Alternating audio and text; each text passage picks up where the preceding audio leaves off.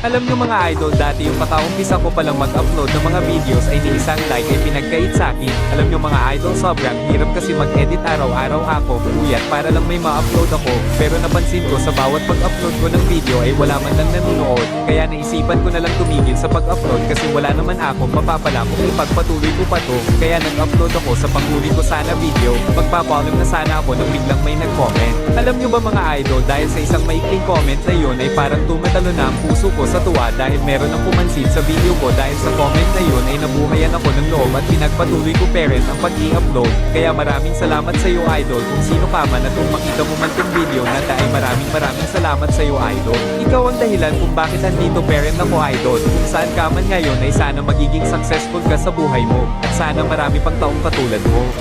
Kaya sa mga small content creator dyan, patuloy lang tayo hanggang sa maabot na natin yung top ng ating pangarap. Mag-upload lang tayo ng mag-upload at balang araw ay dadami